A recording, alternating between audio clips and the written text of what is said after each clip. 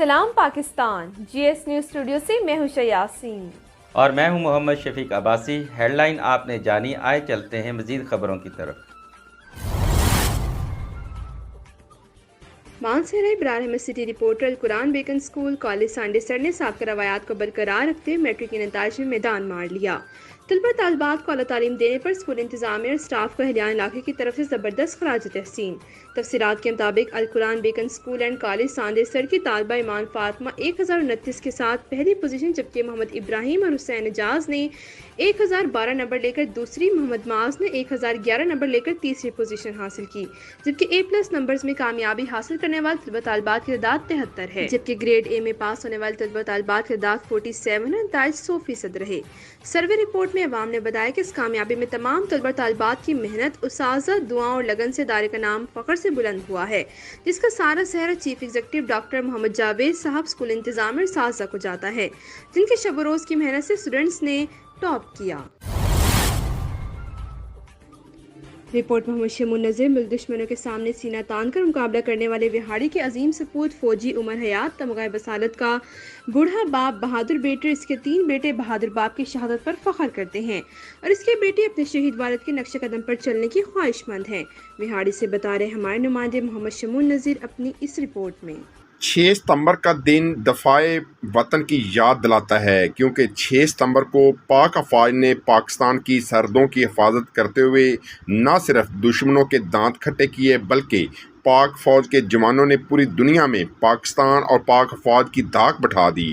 پاکستان جب دہشت گردی کی لپیٹ میں تھا تو وہاڑی کے عظیم سپوت عمر حیات شہید نے سوات آپریشن کے دوران ملک و قوم کی حفاظت کرتے ہوئے 24 مئی 2009 کو دہشت گردوں کا مقابلہ کیا اور سینے پر گولیاں کھا کر اپنی جان کا نذرانہ تو پیش کر دیا، لیکن ملک پر آنچ نہیں آنے دی، جس پر اس کا بڑا ضعیف والد ریٹائرڈ فوجی مار محمد یار، اس کے 3 بیٹے فخر کرتے ہیں۔ شہید کے بوڑھے والد کا کہنا ہے کہ اسے اپنے بیٹے کی شہادت پر فخر ہے اور اپنے تینوں پوتے کو ملک کی سرحدوں کی حفاظت کے لیے پاک فوج میں بھیجنے کی خواہش رکھتا ہے۔ شہید کے بیٹوں عامر حیات، دانش حیات اور عمر دراز نے اپنے والد کا یونیفارم اور تمغہ بصالت ہاتھ میں اٹھا کر عہد کیا کہ وہ بھی اپنے والد کی طرح پاک فوج میں شامل ہو کر ملک و قوم کی خدمت کرنا چاہتے ہیں۔ شہید عمر حیات کی نوعمری میں جرأت و بہادری کے ساتھ دہشت گردوں کو ناکو چنے چبوانے پر پاک فوج کی طرف سے اسے شہادت کے بعد تمغہ بصالت سے بھی نوازا گیا۔ جی کیمرامین ٹیم کے ساتھ محمد شمون نذیر، وہاڑی۔ ہمارے بیورو چیف پنجاب سینئر صحافی کالم نگار میاں میر احمد مستانہ سہروردی کی رپورٹ کے مطابق دبنگ patrolling officer Pul Gajiani post Rao Atif Zeeshan کی منشیات فروش کے خلاف بھرپور crackdown. Patrolling police post اڈا پل گجیانی کے انچارج کی ہدایت کے عین مطابق کرائم فائٹر ٹیم دبنگ پیٹرولنگ آفیسر راؤ عاطف ذیشان نے پیٹرولنگ ٹیم ابرار حسین، حافظ ضیاء، محمد سلطان کے ہمراہ سابقہ ریکارڈ یافتہ عادی منشیات فروش گرفتار ہیروئن پاؤڈر برآمد کر کے مقدمہ 538/23 تھانہ ڈونگا بونگا درج کروایا گیا۔ پیٹرولنگ آفیسر راؤ عاطف ذیشان نے سینئر صحافی میاں میر احمد مستانہ سہروردی سے گفتگو کرتے ہوئے کہا کہ منشیات فروش معاشرے کی تباہی کا سبب ہیں۔ ہیروئن جان لیوا نشہ ہے جو کئی خاندانوں کی تباہی کا سبب بنا۔ منشیات فروش زہر بیچتے ہیں جو کسی رعایت کے مستحق نہیں، جن کے خلاف مزید بھرپور کریک ڈاؤن منشیات کے خاتمے تک جاری رہیں گے۔ چترال کے خوبصورت علاقے بیستی میں ماضی میں جنگلی حیات اور پہاڑوں پر گلیشیئر کی وجہ سے یہاں سیاحت بہت ترقی میں تھی، جہاں غیر ملکی لوگ آ کر ای بکس کا شکار بھی کیا کرتے تھے، مگر جب سے یہاں زمرد کے کان والے پہاڑوں میں بارود سے بلاسٹنگ شروع ہوئی ہے، وہ جنگلی حیات یہاں سے افغانستان جا چکی ہیں۔ علاقے کے لوگوں نے یہاں کی خوبصورتی، جنگلی حیات اور سیاحت کو دوبارہ بحال کرنے کے لیے گرانڈ جرگہ بلایا۔ تفصیل گل حماد فاروقی کی اس رپورٹ میں۔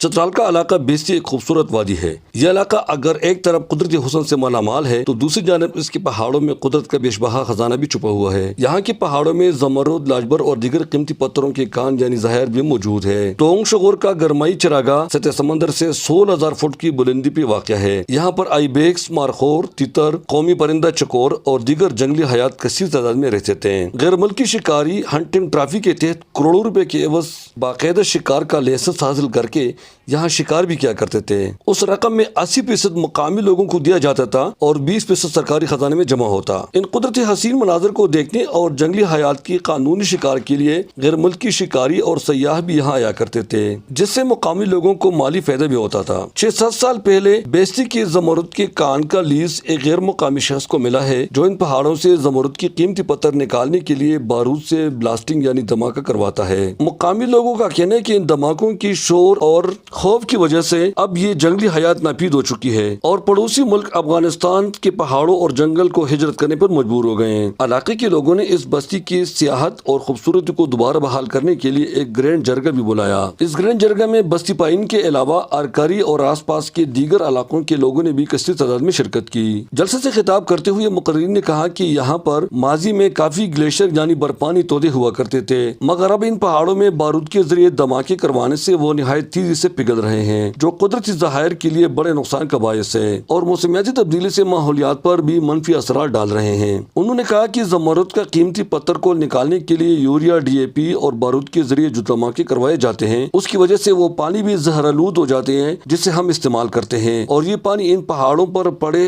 ग्लेशियर पिघलने से निकल कर आती है। अब जो काम हो रहा है सर, वहाँ जो ब्लास्टिंग हो रही है, वो जो इलाका है वो बर्फ़ से ढकी है। अब जब उस एरिया में ब्लास्टिंग होती है तो वहाँ के जो बर्फ़ है वो ज़्यादा जल्दी पिघल जाती है और जिस एरिया में हम लोग रहते हैं यहाँ 99% 100% समझो कि हर बंदा खेती बाड़ी के ऊपर डिपेंडेंट है और कोई काम यहाँ है नहीं। हर बंदा जो है इलिटरेट है, एजुकेटेड नहीं है, जिसकी वजह से खेती बाड़ी पे यानी असर है, यानी कि डिपेंड करता है। अब इस तरफ का काम अगर होगा तो वो बर्फ़ जो है पिघलता हुआ वो तकरीबन 1 से 1.5 साल या 2 साल के बाद वो मुकम्मल तौर पर ख़त्म होगा और जिसकी वजह से जो यहाँ का एरिया के जो लोग हैं जिनके ऊपर इनका डिपेंडेंट है जो खेती बाड़ी के ऊपर, ये मुकम्मल तौर पर ख़त्म होगा और यहाँ हमारा ज़िंदगी गुजारना बहुत ही मुश्किल होगा सर। मुकर्रिर ने कहा कि ज़मरुद के पत्थर और दीगर मदनियात से बड़ी गाड़ियाँ जब इन कच्चे सड़कों और लकड़ियों की पुलों पर गुजरते हैं, जिनको इलाके के लोगों ने अपने मर्दाब के तहत बनाए हैं, तो उनको भी बहुत नुकसान पहुँचता है। मेरे हिसाब से कम अज़ कम 100 अरब का माल यहाँ से गया होगा। यहाँ के लोगों को जो उनका हक बनता है, जो सर्विस चार्ज के मत में, रॉयल्टी के मत में, अभी तक के 2-3-4 सालों से इन गरीब लोगों को कुछ नहीं दिया गया है। तरफ हमारे पहाड़ों को, हमारे ग्लेशियर को ख़त्म करते हैं, चंद 5-6 साल बाद हम यहाँ नहीं रह सकते हैं। हमारा महल मवेशी अभी बंद हो गया, अभी देखो हमारा गाड़ी सब कुछ बंद हो गया, तो उनका अज़ाला हमें कौन देगा? कि यहाँ आके इन लोगों से पूछा जाए कि ये इन गरीब लोगों के लिए जो पत्थर, जो कीमती पत्थर लेके जा रहे हैं, तो इस इलाके के लिए ये अब तक कितने काम कर चुके हैं या कर रहे हैं, वो इन लोगों को बताएंगे। इन लोगों ने ये भी शिकायत की कि लीज होल्डर तहरीरी मुआहिदे के तहत हमें रॉयल्टी और सर्विस चार्जेस भी नहीं देता और जब हम इनका मुतालबा करते हैं तो वो हमें धमकियाँ देता है और वो आवाम की हिमायत करने के बजाय उल्टा आवाम के ऊपर दबाव डालते हैं, आवाम को प्रेशर में लाते हैं, तो अवाम मजबूर हुआ।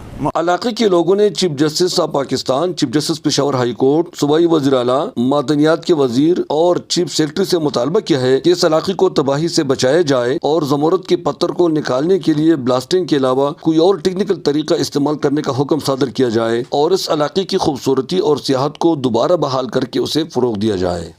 चतरा से bureau chief Ahmad Ghulam Farooqui, GSTV UK। You're watching GSTV UK. Keep watching.